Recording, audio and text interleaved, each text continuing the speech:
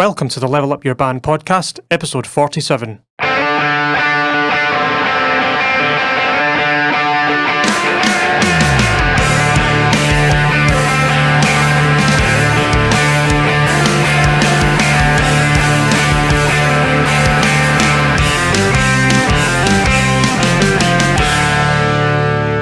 Hello, and welcome back to the Level Up Your Band podcast. My name is Gavin Patterson, and I'm here with Julian Pombo. How's it going? Hello. What's new? What's new with you? Bruh, nothing's new. Nothing's new.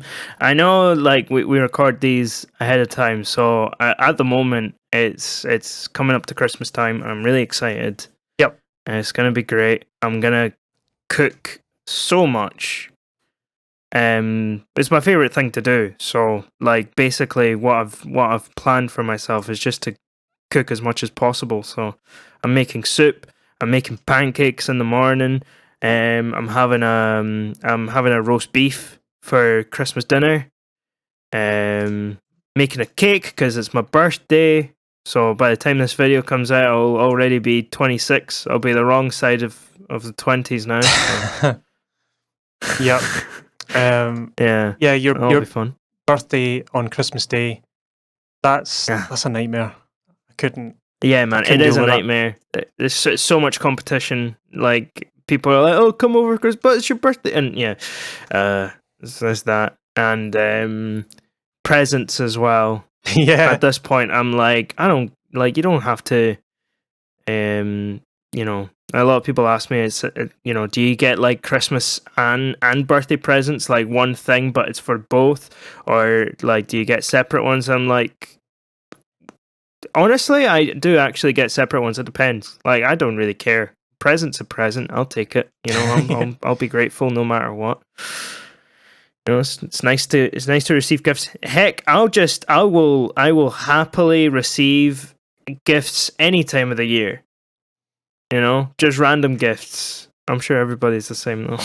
Yep, I would say so. There'll be some weird person out there who's like, no, only on my birthday or Christmas. I don't want any gifts from people, except on those days. Otherwise, you can go away.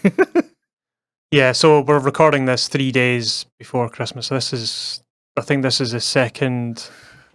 This will be coming out in the second week in New Year. No, I did it wrong.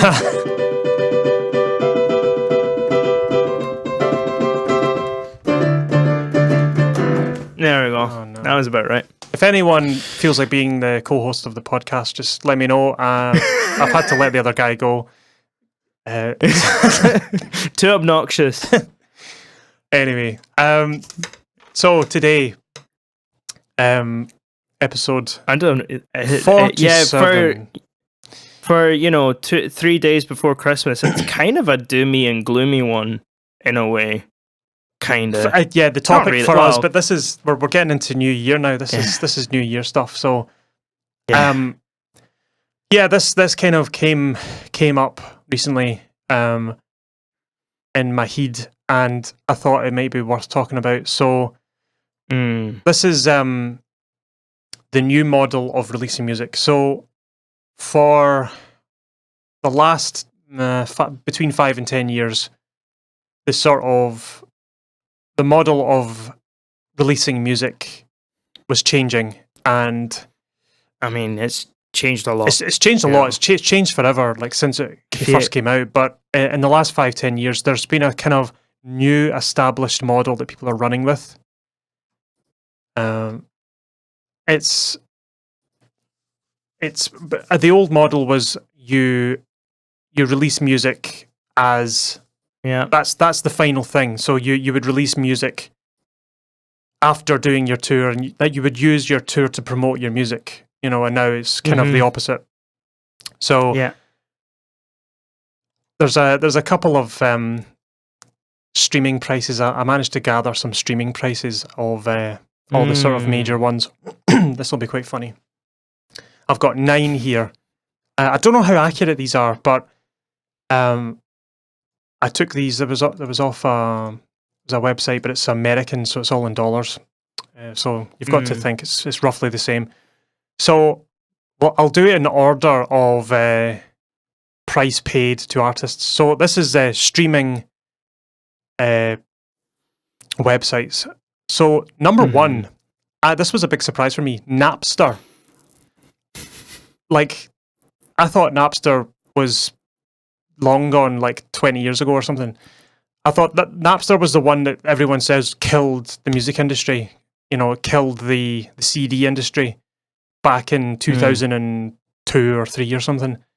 Because people were getting free MP3s on the internet, and the founder of Napster didn't realize that that's illegal. You can't do that. And it was taken to court, and because everything's copyrighted. And didn't know that. Yeah, something like that. Like, don't take my word for it. It was something along those lines. I think it was because people were, if you remember back in the old days of MySpace and Bebo and all that, people were putting music up on their profiles. So when you clicked onto someone's profile, it would start playing your favorite song. And that was playing royalty free, even though that song had royalties on it. And they were using apps like Napster embedded in their site. So they were basically streaming music and not paying the artist. And there was a huge court battle, you know, trying to make sure that people were getting paid properly. Napster was kind of like the first ever to do this. But Napster, number one here, and their payout per stream, so that's per play, is $0.019, which is actually really, really high for streaming services. That is 1.9 cents, which is that's quite decent. So 100 plays would get you $1. That's mental. But who has their music on Napster? I didn't even know it existed. I've just went on Napster.com, and apparently it still exists, and they still have music on it. And you can sign up for $10 a month. Had no idea. I don't have any of my music on there. I didn't even know it existed. So moving on, number two, Tidal. I've not heard of this one. Tidal, the way they market it is you get high quality music, you get high quality streaming quality, you know, it's in super high definition, and it costs more than Spotify. As a result, no one uses Tidal because the quality in Spotify is absolutely fine. If you turn the quality up on the settings, the quality on Spotify is just the same as Tidal. And to be honest, you can't hear anything above 48 kilohertz anyway. If they're giving you 96 kilohertz streaming 24-bit, like, you can't hear the difference between that and 48 or even 44.1 on some crappy headphones. It's just it's a gimmick. It's a selling gimmick. Yeah, you know, Emperor's New Clothes kind of thing going on. Yeah, a little bit. Yeah. And they pay out $0.01284, which is less than Napster. Napster. Less than Napster. You tend to find the most popular ones pay less. You tend to find this. So number three, Apple Music. That's the good old iTunes, renamed Apple Music. It's $0.00783 per stream. So that's 0.78 cents per play. Yeah. Then you've got Google Play Music. Which something I just remembered. Google Play Music doesn't actually exist anymore. Oh. It's YouTube Music. Oh, it's YouTube Music now, okay. So I think it's just the exact same rates as YouTube. I don't think there's any difference there. Well, I've got YouTube down here on number 9 is YouTube. Yeah. So Google Play Music isn't actually a thing anymore. I got really annoyed because I was just, I bought like a whole bunch, like I bought like a bunch of albums through the Google Play Store. And I was just like, I can't access them. Well, I can access them, but it has to be through YouTube Music. Which is annoying. So now I use, really weird, I now use Bandcamp and VLC Media Player to listen to music on my phone. It's the only way. Oh, you'll laugh. I did something funny yesterday. I had to convert a MOV file to MP4, and I tried using VLC, and it worked, but it wouldn't import into my video editing software. So I was like, oh, for God's sake. So I used OBS to capture my screen, and then I was like, I can't figure this out. I don't have enough time, so I just screen captured my video and then did it that way. Genius, eh? And just technology, man. Yeah. Like, it's great. We live in the future. Number 5, Deezer, $0.0064. I've heard of never used it though. But yeah. They do podcasts. I don't even know if it's that popular. Well, there's a few listeners on Deezer who listen to this podcast. Oh, right. Well, there you go. Number 6, Spotify, $0.00437. Which, considering how, I'm going to be honest with you, like, considering how popular Spotify is, I would have been surprised. I'm kind of surprised that they're still paying that much. I would have thought it would be a lot lower than that. Yeah. But like, generally, as time has gone on, I've become more and more suspicious of Spotify. Hazel, get away from that. Number 7, not yours. Amazon Music, which is just slightly behind Spotify, $0.00402. I bought a couple of things on Amazon. It was actually Amazon MP3 back then, but you could buy stuff back in the old model. So yeah, I've bought some stuff from Amazon as well. Amazon Music, it's not bad. I've never streamed anything. I use if you have an Alexa, CDs and you can stream stuff. Yeah. Off Amazon Music. And the last 2 is Pandora at 0.0013. Never heard of it. Yeah. And the last one, YouTube, which is 0.00069. So that is, they pay out 0.06 pence a play, which is absolutely nothing. That's I think the reason that's so low is because I think the YouTube one is just for the videos, and the Google Play Music is probably for just the player, not the video player.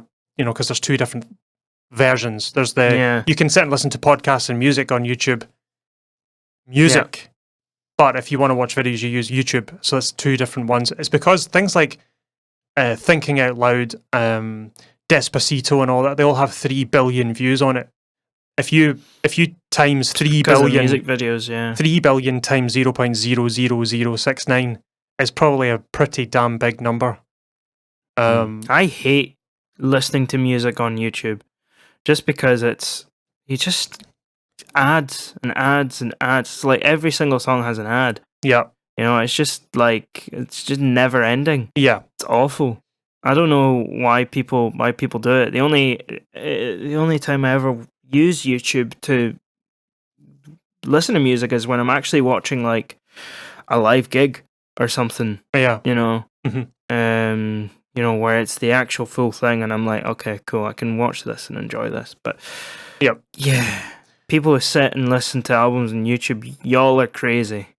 So, right, we'll get on to the actual meat of the topic. Yes. So, given these streaming prices, it's clear that from, you know, how low they are, that focusing your attention on getting as many streams as possible simply to make money is the wrong way to think about it and go about it. I mean, it's always good to get your music in front of as many people as possible, but not merely for making money, because clearly with those numbers, you're not going to make money unless you're streaming billions of streams. Yeah, exactly. Like, what we're basically, like, the worst thing you could do right now is, you know, sit and upload loads of music on Spotify and whatever, and just hope that it makes money from streams, because that's not going to happen. No, that's not the thing that makes you money. No, it's really not. The old model was, so I'm thinking the model, like when we were born, I think it's around 1991, 2, 3. Yep. That was the most amount of money the music industry has ever made. Gosh. And it's never made that much since. And that was on CD sales. CD sales were absolutely massive. And now, so the actual, I'm talking about the sale of music. I'm not talking about the gigs. I'm not talking about anything else or merch or any. I'm just talking about selling music. Back in the early 90s. My dad used to mid-90s. My dad used to buy cassettes all the time.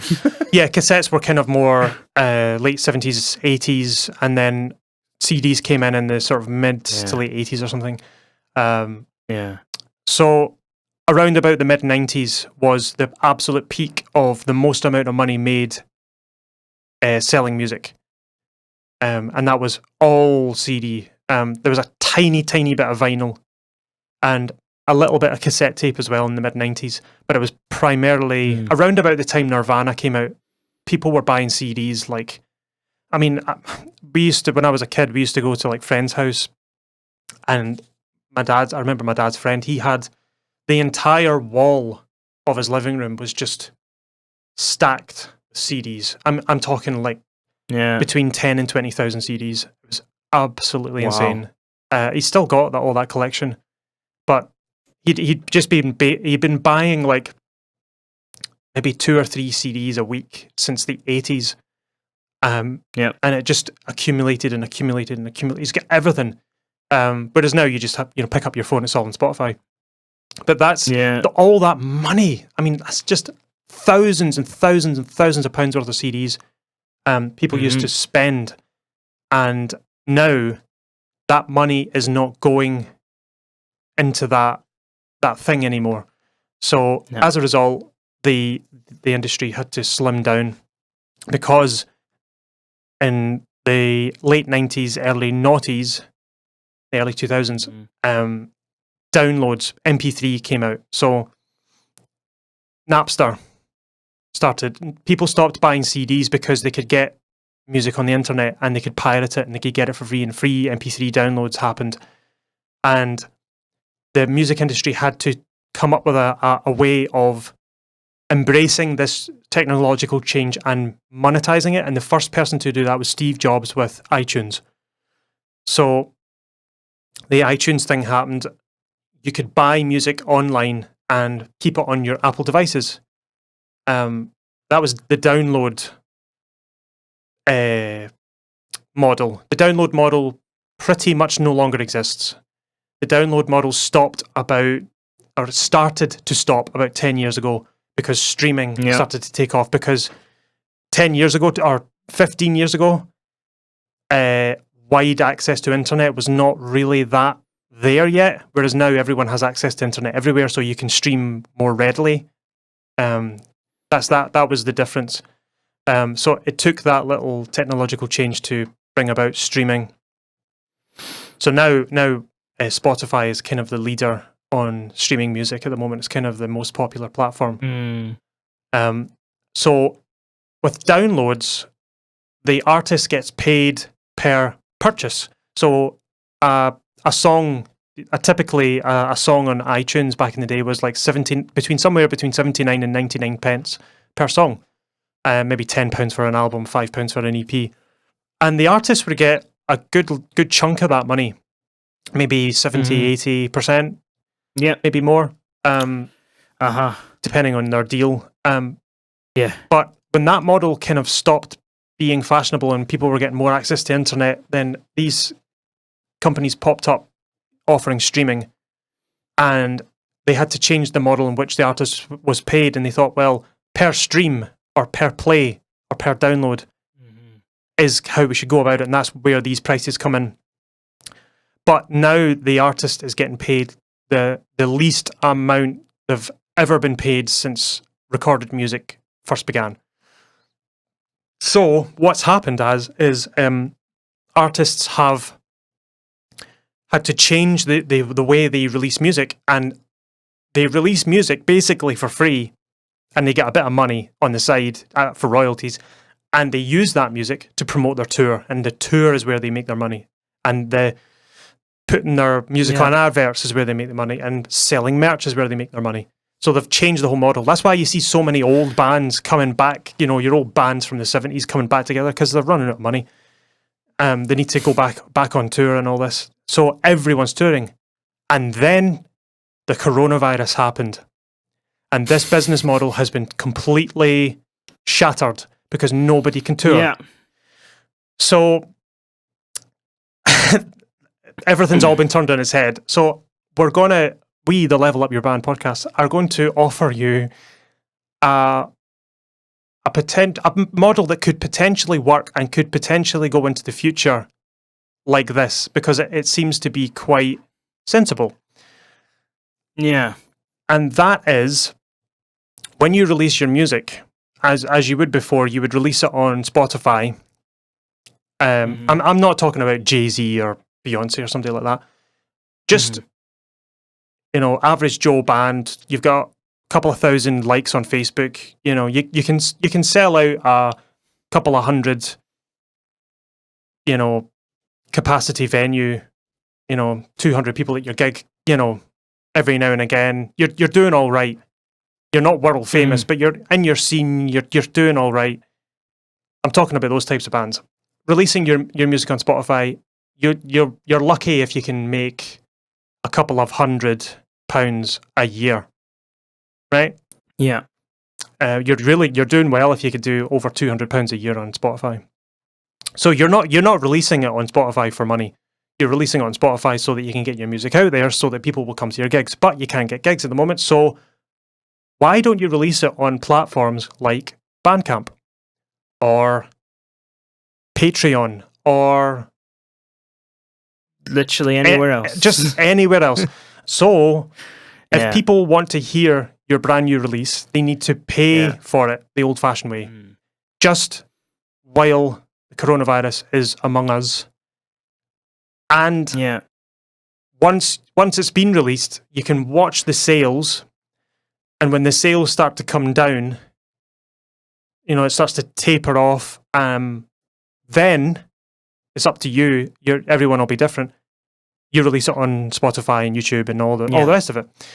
So what it does is it makes up for the fact that you're not gigging and you're not getting ticket sales. You're not selling merch. Well, you could still be selling merch online.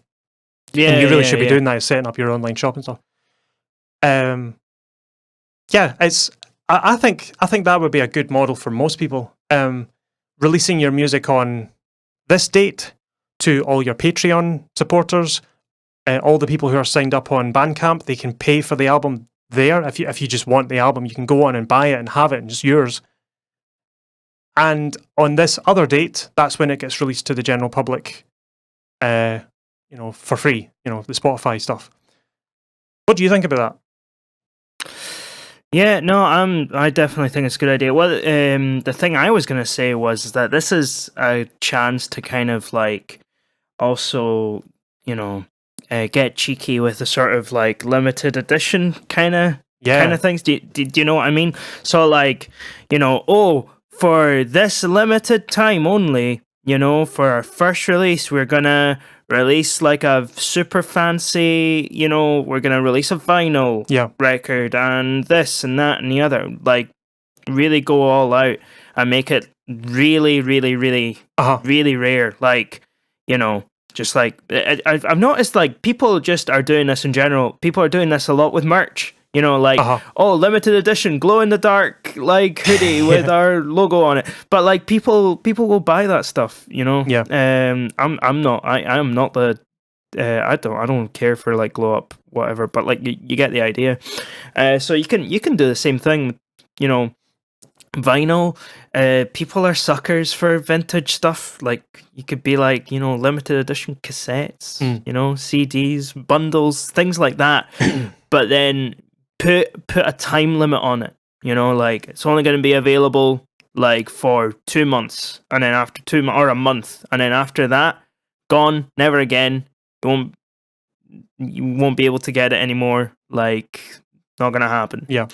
And then after you do that, you can maybe have a look and see how the sales are going, and then release it on the streaming services. I think that's kind of, because if you just, go, oh, we've released our album and do nothing that special with it, and it's just a digital release, people aren't going to be that bothered about it. They're just going to go, oh, cool. Yep.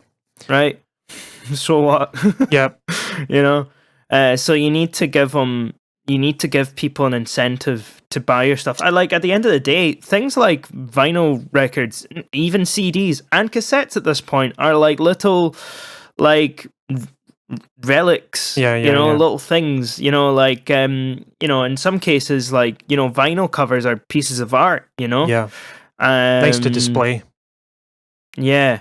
Yep. So that's kind of what you need to I've got one above my desk right now. One of the bands that I've been in the studio, recorded an album with me last year. It's a band from Paisley called the Muldoons. They released a really nice vinyl.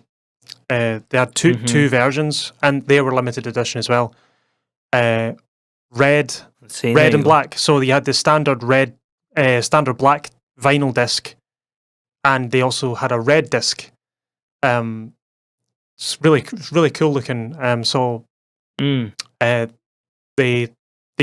put them out in all the vinyl shops in Glasgow and possibly other places. But they thought, right, always wanted to have vinyl. I don't know if anyone will buy it, but they ended up selling loads, and because it's so rare now, and people want that collector's thing, and it's a cool thing to have. If you can somehow guarantee that people would be interested, even doing a poll on your Facebook page, on your band page, going, hey fans, if we released a vinyl for our new EP or new album, who would buy it? Yeah, well, something that I've noticed, which is really interesting, and this isn't just people in music that are doing it. People in in the gaming industry is happening a lot. So a lot of people release, make games in sort of 8-bit, 16-bit, even 32-bit kind of styles, and it's all online now. It's all through Steam, right? Or now the Epic Games game store as well, and things like that, Ubisoft, whatever. So it's kind of similar. It's all online now. It's all just digital. Yes. But a lot of people that make those kind of games, I'm trying to think. There was a specific game that did this. I can't remember the name of it, but basically they released a limited edition, an actual cartridge. They got the game, and they were like, let's put it all into a Nintendo Entertainment System cartridge. So if people can, they can just boot it into their original NES and just play it. Yeah. And people do that. Yeah. People are, I'm one of those, vinyl records. I'm that weirdo that actually goes out and will buy, vinyl. Yeah. Unfortunately, I don't have, a record player to actually play them on. Oh, the cheapest chips. The cheapest chips. Yeah. Something I need to make the space as well. But, there is, for people like me, there's no better feeling than there is something special to just getting a vinyl and just putting it on, putting a needle on, and just sitting down and listening to it. It's almost like it is almost like a ritual in a way. So don't poo-poo the idea of that kind of stuff. Even if they don't listen to it, people just like to have it. And look at it and go, cool. Aesthetically and a lot of people that do this, I actually, for my birthday a couple of years ago, John got me a Black Sabbath album, and it was basically the vinyl record, and it came with a little CD and a download code as well. Right. Just all three of the things. So they're like, right, we understand some people don't have the means to listen to the vinyl. But we've got a CD. If you got a CD player, I don't have a CD player. The only CD player that I have is in my car. So download link it is, you know. Yeah. So do something like that. I don't even think my van has a CD player anymore. Wow. I think my old van did, but my new one, I don't know if it does. Yeah, no, my the car that I drive is pretty old at this point. I think it's like 12 years old. It's getting on. I mean, the car I had, I put away a car in 2016, 2017, and it had a cassette player. It didn't even have a CD player. Wow. The way you plug your iPhone into it, you had to get a cassette. And it had an aux cable coming out the cassette. Yeah. Yeah. So if I wanted to listen to Siri tell me the directions, I had to pop in the cassette tape, and Siri would tell me via the medium of cassette. How cool is that? It's the most hipster thing I think I've ever done. Anyway. But yeah, I think what we're trying to say here is that invest time in your sort of physical, like, you know, your physical merch. You know, like make I think we've said this in previous podcasts, I'm gonna say it again. You know, like if you're gonna make merch, you know, if you're gonna make an album, like come up with a really interesting design, you know, something eye-catching, something that you can use on anything, you know, like just the name of the band, that's cool as well. But like sometimes people don't want to be walking around with a band t-shirt. They just want to wear a t-shirt or a hoodie or something that has an interesting design. So just, you know, spend a little bit of time, you know, coming up with something interesting, an interesting logo. You know, you like, this is the thing about being a musician now, is that you're not just you know, you're not just you know, you don't just play guitar anymore. You are a fashion designer. You're all sorts of things. Entrepreneur. Like, we should totally get a merch designer or some graphic designer or something on the podcast. Not gonna lie, that's a good idea. Yeah, that's a genius idea. Because all this stuff has to be done by yourself now. All the distribution, the designing, the mixing, the recording, everything. It's all done by yourself now. Yeah. Unless you're lucky enough to have a label, you know, contact you and go, we choose you, you know. But yeah, if you're doesn't happen during this pandemic, where you can't gig and you can't take the band out, if you have a way of recording music, maybe in your house, like if you're in a guitar-y band, so you've got 2 guitars, a bassist, a drummer, and a singer. The hardest thing to record is the drums. So say you had an EP and you were like, oh, this pandemic happened and we can't do the single or we can't do the EP.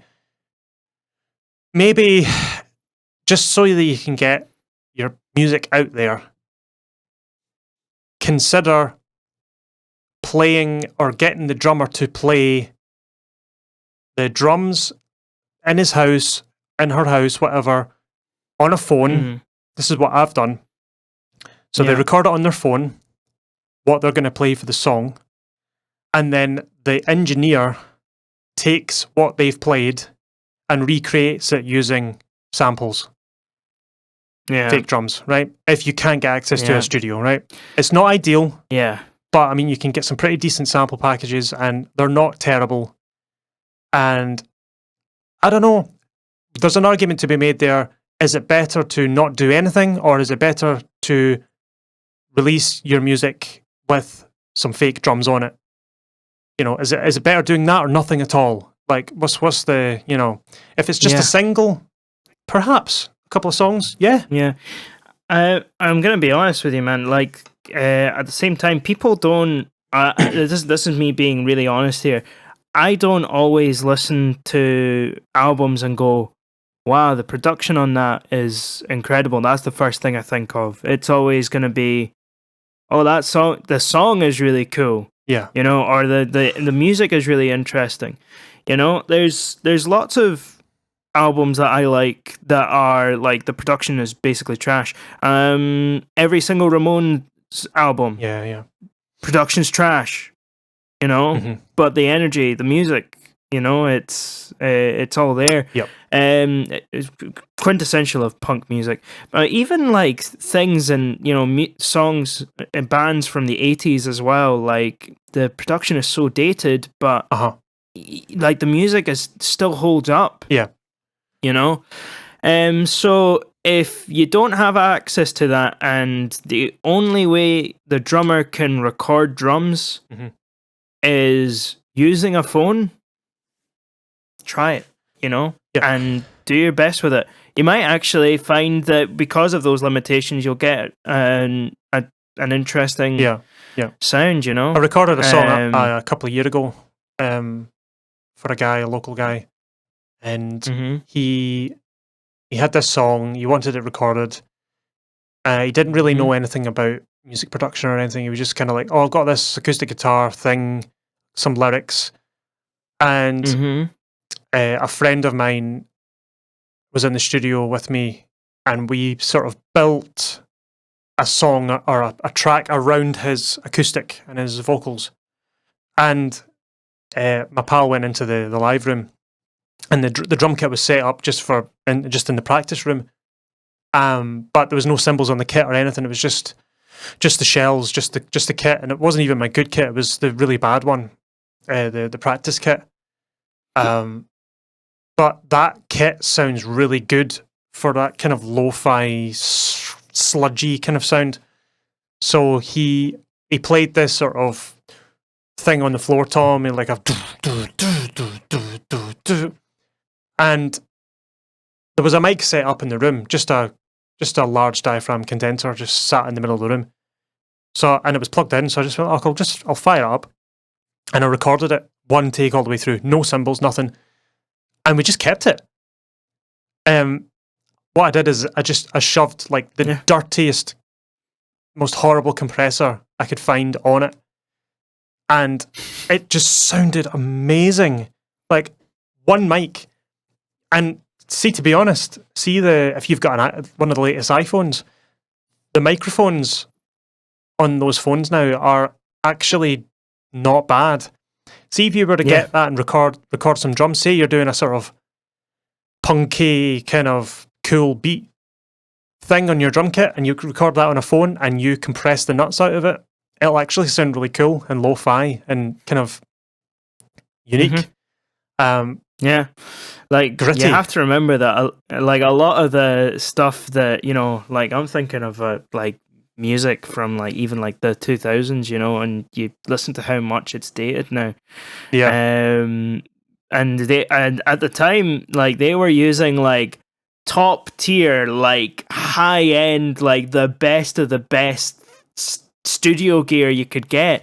And now there's better sounding albums that have just been recorded using a phone and a cheap old like mic and some MIDI stuff. Yep. It's nuts. It is nuts. You know, so don't let that just because hold you back, basically. Yeah, don't let it hold you back at all. Like, don't, because I'm definitely, speaking honestly, like, I've definitely been victim to that sort of thinking of like, oh, I don't have the right gear, I don't have this, I don't have that, I don't have the other. No, just do it. Don't have the right gear. Just start doing it. You've got more recording technology than the Beatles had in 10 years. Exactly. Yeah. Yep. Yeah. It's you know, I've got the entirety of like NASA in 1969 in like 1% of my computer. It's insane. Yeah, you have more computing power in your phone than NASA did when they landed on the moon. And it's not even close. It's not even close. Your pocket calculator, your standard calculator that you get at school has more computing power than NASA back in the 60s. It's not even close. It's mental. But back to the releasing thing. So, like you were saying, it's kind of a, it's almost a if you build it they will come kind of thing, but not really. We don't like that. We don't like that saying here. But in this case, if you put out some feelers and go, right, guys, if we release a vinyl, who would be interested in that sort of thing? And if you get maybe like 20, 30, 40 replies saying, yeah, I would buy it, do it. Because people would be interested in that. And that's where Bandcamp, that's where Patreon, that's where all that comes in. Even your own website, if you could set up your own online shop and stuff, you don't need to distribute it widely to shops, obviously, because no one can go shopping right currently, as of Boxing Day in Britain anyway. So what that makes you, or what ends up happening is when you release something, you're releasing it on CD, you're releasing it on vinyl, you're releasing it on Bandcamp, and if you want to have different tiers, different packages, you can go, I just want to have the album MP3. So they go onto Bandcamp and they buy the album, or they buy a single off the album. That's fine, and it's a digital download, and they can have it whenever they want. Tier 2 could be, I want to have that, and I want to have a CD. Tier 3 could be, I want to have that, the CD, and the vinyl. And you can proper like gift wrap it, and it's proper high quality. It's got the beautiful artwork, a nice booklet in the middle. And you think, I can't afford that, but you put it on the cost of it. You could say £50 will get you the 10-track album on CD with all the nice booklet. It'll get you the vinyl, and it'll get you the digital download. And it'll maybe give you, if you want to hack up the price even more, when we start gigging again, you can get 20% off tickets or 20% off our merch store. So they can go and use their 20% voucher for a t-shirt maybe they want to buy on the merch store as well. I mean, sky's the limit. It's pure imagination. It's you've got to think of something, because music has been completely thrown under the bus in 2020. And it's going to be musicians' ingenuity that will get people out of this. We've got to think of ways how to deliver music to fans and still be lucrative. And I think it can be done. It just takes a little bit of effort on the behalf of the musician to think, right, how can I deliver this? Because you can't think in the way things used to be. You've got to think, right, how do I do this moving forward? It's growth. That's for sure. And I think going back to an earlier point you made, like, you need to it is that kind of idea of you need to spend a bit of money to actually make any money. You need to actually invest into what you're doing to then get some good returns on it. Yes. That's just the way it is. Yep. You can't just sort of like hoard all your money. Yep. And then expect more money to come. Like, it's not how it works. Yeah. I always use my drum kit as an example. Back when I left school, I spent over £1,000. In fact, if counting all the cymbals, I spent $2,000 on that kit. But it's made its worth back, the thing. And loads more. Yeah, like even in a week, this guitar, right? Yeah. Has made like it made its money back. Aye. In like a week. That was just from teaching. Yes. Yeah. So it's the same idea. Everything has a return. Yeah, well, some things. Most things. Most things. A lot of things. A lot of things don't. Make sure you're spending your money on things that will actually help you. Not Bitcoin. Not Bitcoin. Yeah, it's too unstable. I don't know anything about Bitcoin. No, neither do I. I'm too scared of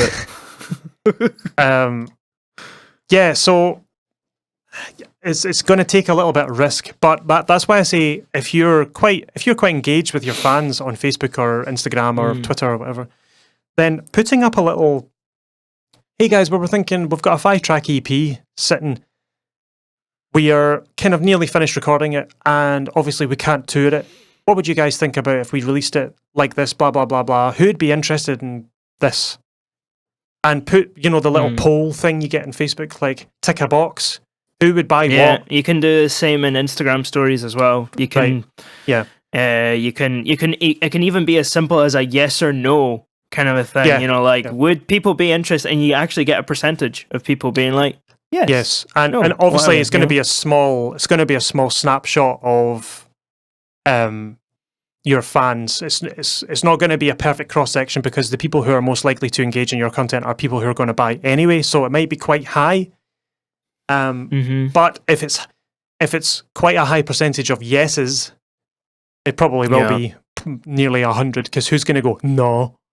But if it's like, there's going to be one guy. There's always going to be one guy. If say 97 people don't want to buy your music, say 97 people tick yes, or 500 people tick yes, then that's there. You can make money there. Yeah.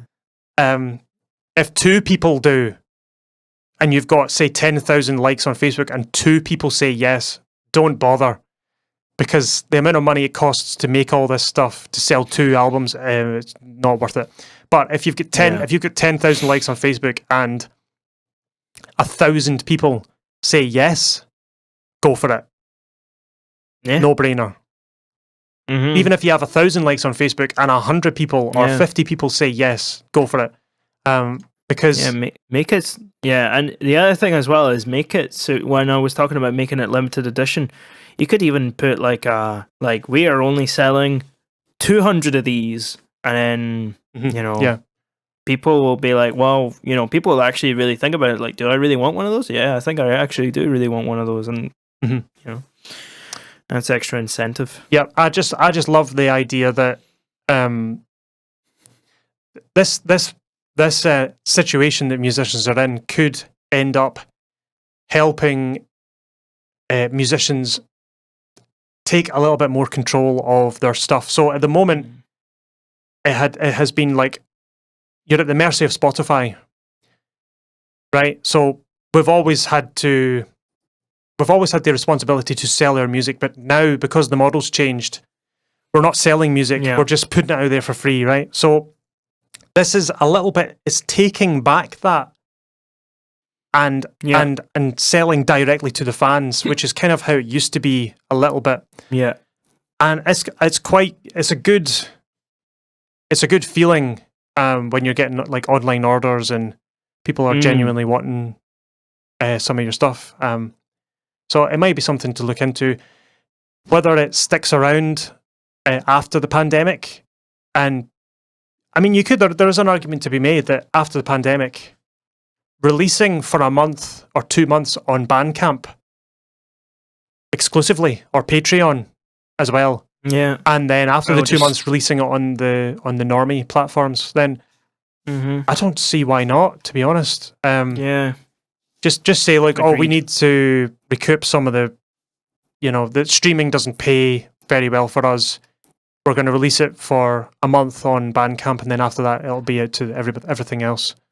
I don't see it won't harm the band. I don't see how it would harm anyone. There might be some negative aspect that I'm not thinking about, but I don't think it will. I see it as mostly a good idea. If anyone disagrees with us, let us know. Yes. That's pretty much. We will take any challenge thrown at us. That's pretty much everything I wanted to say, unless you had anything. No, I think the only thing I want to emphasize here, because it looks like this. I mean, I don't know when the world is going to return to normal. I mean, I don't even know what normal is anymore. But the thing I want to stress, and I think we should possibly have somebody who is, a specialist in graphic design, but really spend a lot of time on that side of it. Yeah. Make your stuff even if the music is good or whatever, or like make the visual aspect of it, everything you sell should look like, and it's honestly, it's not hard. Like everything that you sell should look like you're already making millions. They should look super professional. Yes. Super tidy. Yeah. So don't be like Factory Records. Do you know about that? No. Factory Records, it's the punk record label. It was one of their bands. They released an album, and they made the album case sandpaper so that when you put it in your album collection, it would destroy all the other albums in your collection. Because it's like, oh, it's punk music, and it would every time you pull it in and out, it would rip all the nice, nicely designed artwork of all the other albums in your collection, just because that's punk rock. But what ended up happening was the glue that held the sandpaper to the vinyl in the heat got all funny, and it warped the disc. So it actually destroyed itself. How punk rock is that? There you go. But at least they thought about it. They think, how can we make this the most punk rock record ever? Let's make it out of sandpaper. Like the most novel thing ever. That's true. Yeah. I think there was a band that released they just released music on PlayStation 2 memory cards. And they were just selling PS2 memory cards, and it was like a super limited thing, and like you would put it into your PS2 because like the PS2 is also like a media player. You could play DVDs and music, and you can listen to the album on your PlayStation 2. Silly. That would be cool, actually. But hey, if you don't want to go like to the point where, I mean, how many people own PS2s now? It's pretty limited. But say you looked up online and there's a deal on eBay right now where there's 1,000 PS2 memory cards selling for $10. If you bought them and you print out QR codes and put QR codes on all the PS2 cards and you hand them out like business cards, or you buy it and you get a PS2 memory card. It's blank, but there's a QR code and you can scan the QR code and get your download. Yeah. But it's just a cool way of delivering it. It's quirky. It's unique. Yeah, totally. It's dumb. Yeah. There's other cool novel things you can do. USB bracelets sort of thing.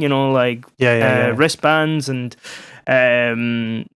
all sorts of things. It's the packaging up of it as well. It's when you order the thing and you open it up, it should be an experience. Like you open the package and it's got a nice letter. Even if it could be handwritten, it could be, you could go whole hog, It should be like in Pulp Fiction, when they open up the briefcase, it's just gold. Yeah. It should be the exact same feeling. It should, like, opening it up, it should have nice documents saying, thank you very much for your purchase, blah, blah, blah, blah, blah.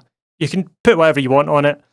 You can even include some artwork, some exclusive artwork in the package. You get the vinyl out, CD, some QR codes, maybe some vouchers. You can package as much as you can into it. Make it a proper experience. Like when they get a package from your band, they know it's going to be filled with goodies. It's going to be really cool.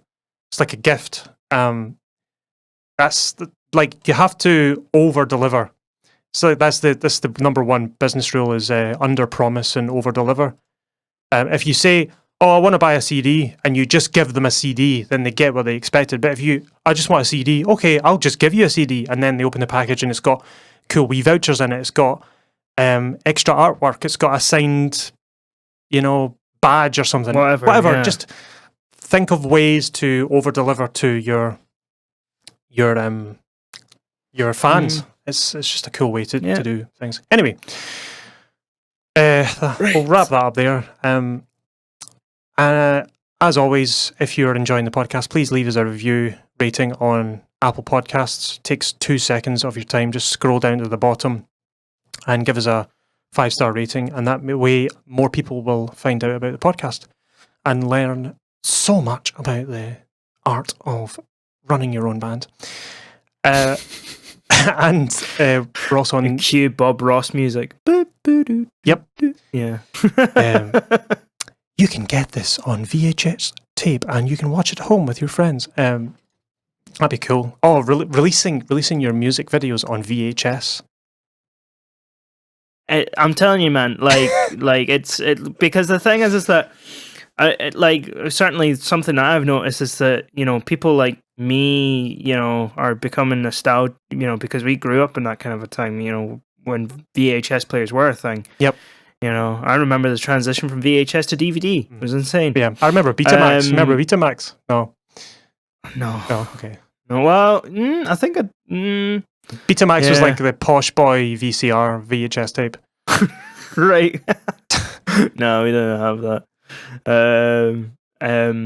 But yeah, there's like a callback to people want to be nostalgic, Yep. So that's, you never know. People are buying like old consoles. People are gonna go out and like, well, I quite fancy playing my old PlayStation 2 games or my old PlayStation 1 games, and I'll buy the things, because last week I was playing my PlayStation, my original PlayStation. I was like, I'm gonna dig it out, see if it still works, and it works perfectly. And something really cool about, I was going into my old game collection and picking out PlayStation games I bought in 1997 and taking it out the case and putting it into the machine, and it works. And it's just something cool about that. Yeah. Yeah. Totally get it. Yeah. Exactly. Anyway. Exactly. Right. I was in the middle of wrapping up. We better wrap up before we start, sinking into the nostalgia hole. Yes. We are also on Spotify, YouTube, and other streaming services. I think we're on... It is a necessary evil. Yes. I think we're on Deezer. I've heard we're on Deezer. Yeah. We're on we're probably Amazon. on Google. We're on Google Podcast as well. So tell your pals. Which, let's be real, the Google Podcast app sucks so much. I've never used it. It's awful. No, because you have an Apple iPhone. So yeah. Anyway, I've no idea what plan is next week. Got a couple ideas about a float by Julian, and we'll see what we come up with. But hope you all have a good week, and we'll see you next time. Bye. All right. Bye-bye.